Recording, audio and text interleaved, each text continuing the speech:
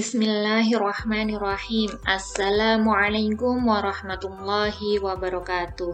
Berjumpa kembali dengan saya. Tentunya kita akan belajar tentang materi pendidikan agama Islam dan budi pekerti, yang hari ini temanya adalah menjaga kehormatan diri dengan menjauhi pergaulan bebas dan zina. Sebelumnya, mari kita berdoa terlebih dahulu. Semoga apa yang kita pelajari hari ini dapat bermanfaat bagi kehidupan kita di dunia dan di akhirat. Bismillahirrahmanirrahim. Raditu billahi rabba wa bil islami dina wa bi Muhammadin nabiyya wa rasula. Rabbi zidni ilma warzuqni fahma waj'alni minas sholihin. Amin. Menjaga kehormatan diri dengan menjauhi pergaulan bebas dan zina. Pembahasan kita kali ini adalah pengertian pergaulan bebas dan zina, kategori zina, hukuman bagi pezina dan bagi yang menuduh seseorang berzina, dalil larangan melakukan zina, dampak negatif perilaku zina, dan yang terakhir adalah cara menghindari pergaulan bebas dan zina. Pengertian pergaulan bebas. Pergaulan bebas adalah proses interaksi seseorang dengan orang lain atau kelompok lain yang tidak memperdulikan aturan agama, norma, atau etika, ya. Contohnya, minum minuman keras, pacaran, seks bebas, memakai narkoba, dan masih banyak lagi. Pengertian zina. Kata zina berasal dari kata yana yazni, yang artinya hubungan layaknya suami istri antara perempuan dengan laki-laki yang sudah mukallaf atau sudah balik tanpa ikatan pernikahan yang sah menurut syariat Islam. Begitu juga persetubuhan yang dilakukan oleh sesama laki-laki ataupun sesama perempuan disebut juga perbuatan zina. Perbuatan tersebut biasanya disingkat LGBT, yaitu lesbian, gay, biseksual, dan transgender. Zina bukan hanya di saat manusia telah melakukan hubungan seksual, tetapi segala aktivitas-aktivitas seksual yang dapat merusak kehormatan manusia termasuk dikategorikan zina. Contohnya ya, melakukan pergaulan bebas, yaitu pergaulan yang tidak terikat oleh aturan norma dan agama. Mendekati tempat yang dapat merangsang hawa nafsu. Ayo hati-hati ya. Yang ketiga, melihat aurat dan menghayalkannya. Yang keempat, melihat film atau tayangan media yang mengundang syahwat.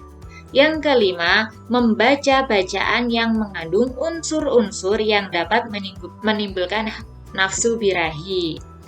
Nah, hukum zina. Hukum zina, terkait dengan hukum zina, semua ulama sepakat bahwa hukum zina adalah haram.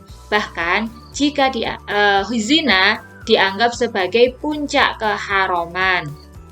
Hal tersebut didasarkan pada firman Allah Subhanahu wa taala, yaitu Quran surat Al-Isra ayat 32 yang menyatakan bahwa perbuatan zina merupakan dosa besar yang dikategorikan sebagai perbuatan yang keji, hina, dan buruk.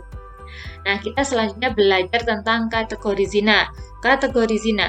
Zina dibagi menjadi dua kategori. Yang pertama, zina muhson, yaitu pelaku zina sudah balik, berakal, merdeka, dan sudah pernah menikah. Sudah pernah menikah.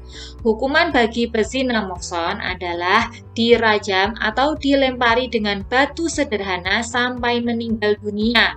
Hukuman rajam dilakukan dengan cara pelaku dimasukkan ke dalam tanah hingga dada atau leher.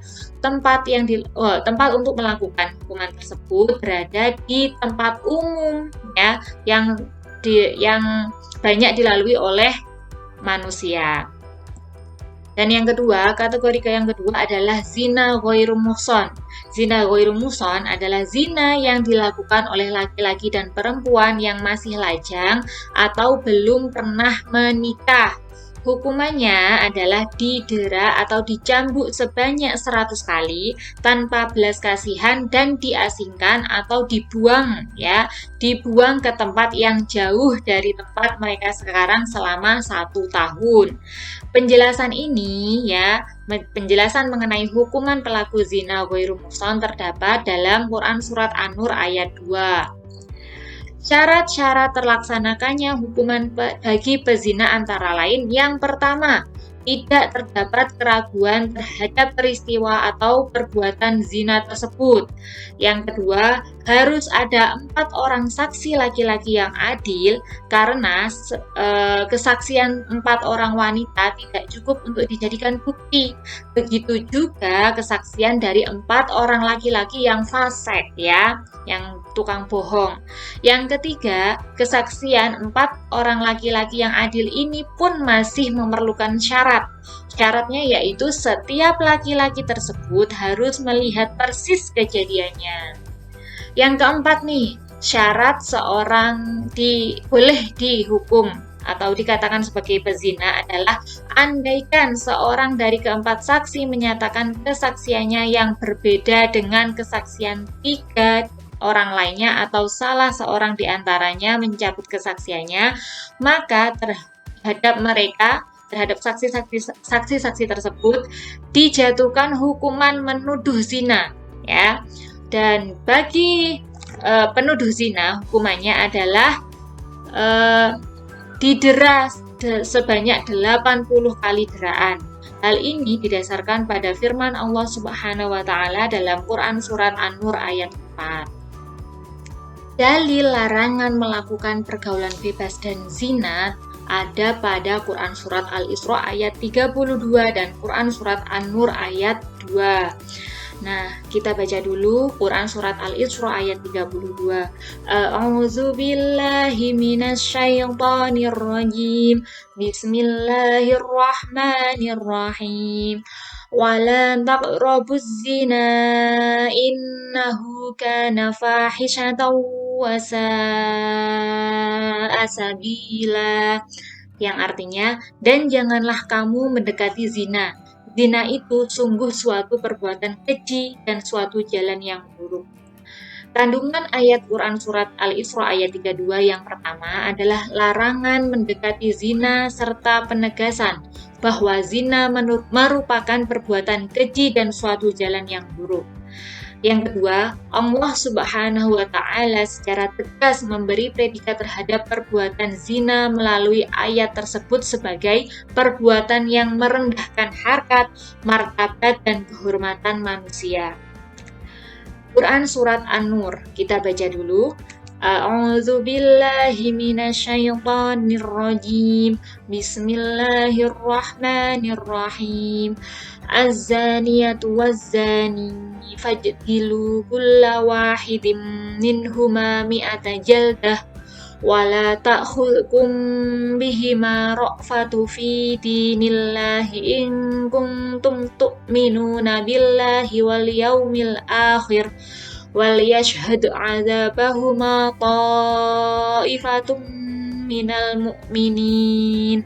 Artinya, pezina perempuan dan pezina laki-laki, deralah masing-masing dari keduanya 100 kali, dan janganlah rasa belas kasihan kepada keduanya mencegah kamu untuk menjalankan agama atau hukum Allah, jika kamu beriman kepada Allah dan hari kemudian. Dan hendaklah pelaksanaan hukuman mereka disaksikan oleh sebagian orang-orang yang beriman. Kandungan ayat Quran Surat An-Nur ayat 2 yang pertama, pelaku zina baik laki-laki maupun perempuan dihukum dengan cara didera atau dicambuk sebanyak 100 kali. Yang kedua, Allah Subhanahu wa taala melarang orang beriman berbelas kasihan kepada keduanya sehingga mencegah menjalankan hukuman Allah.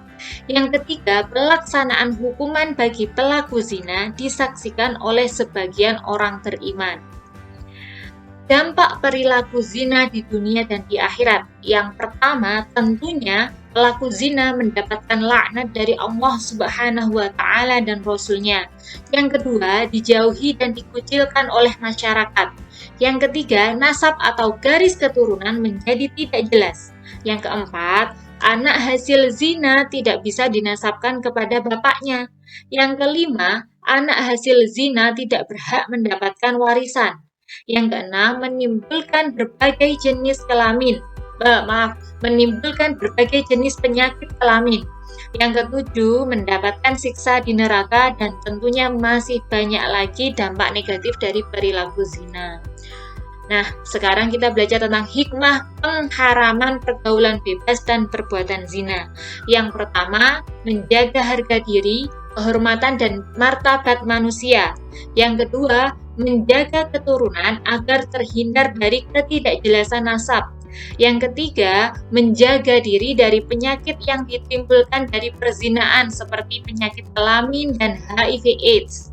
Yang keempat, menghindari dosa-dosa lain yang diakibatkan setelah melakukan zina seperti pengguguran kandungan atau bunuh diri karena malu terhadap perilaku zinanya tersebut. Yang kelima, memberikan efek jera kepada orang lain. Hal ini dikarenakan hukuman berat bagi pelaku zina akan menimbulkan rasa takut untuk mendekati zina. Menerapkan perilaku menjauhi pergaulan bebas dan perbuatan zina. Menjauhi pergaulan bebas dan perbuatan zina akan mendatangkan kebahagiaan di dunia dan di akhirat. Ingatlah bahwa hawa nafsu dan setan senantiasa menggoda orang beriman agar terjerumus ke dalam perbuatan keji dan kotor ini. Ya, menerapkan perilaku menjauhi pergaulan bebas dan perbuatan zina yang dilakukan oleh Rasulullah, ya. Rasulullah Shallallahu Alaihi Wasallam memiliki metode yang sangat indah untuk menyadarkan seseorang pemuda yang datang kepadanya agar untuk meminta izin untuk berzina. Rasulullah Shallallahu Alaihi Wasallam bertanya kepada pemuda tersebut, apakah engkau rela jika perzinaan menimpa keluargamu? Seperti ibumu, saudara perempuan, dan keluarga yang lainnya. Nah, setiap orang tentunya ya tidak rela jika perzinahan menimpa keluarganya. Nah, kita belajar tentang cara menghindari pergaulan bebas dan perbuatan zina. Cara yang pertama adalah kita bisa berpakaian menutup aurat, rapi, dan sopan agar tidak ada yang mau atau berniat melecehkan kita. Yang kedua, memilih teman bergaul yang soleh atau solihah, ya. Yang ketiga, menghindari tempat-tempat maksiat yang dapat memberikan peluang dan kesempatan untuk berzina. Yang keempat, menghindari perilaku yang menjurus kepada perzinaan, seperti berpacaran, menonton tayangan media yang mengandung pornografi, atau membaca bacaan yang mengandung unsur-unsur yang menimbulkan nafsu birahi. Yang kelima, mengisi waktu dengan berbagai kegiatan positif seperti membaca buku keislaman, menghadiri majelis taklim, dan aktif dalam organisasi remaja masjid. Waktu yang kosong tanpa kegiatan positif akan menyebabkan seseorang terbawa oleh khayalan, angan-angan, dan tergoda oleh hawa nafsu. Yang keenam, memperbanyak mengingat Allah dengan berzikir, membaca Al-Quran, serta memohon perlindungan dari Allah supaya dijauhkan dari bahaya pergaulan bebas dan perbuatan zina. Demikian pembahasan pada bab menjaga martabat manusia dengan menjauhi pergaulan bebas kita hari ini. Apabila ada salah, saya mohon maaf sebesar-besarnya. Terima kasih. Wassalamualaikum warahmatullahi wabarakatuh.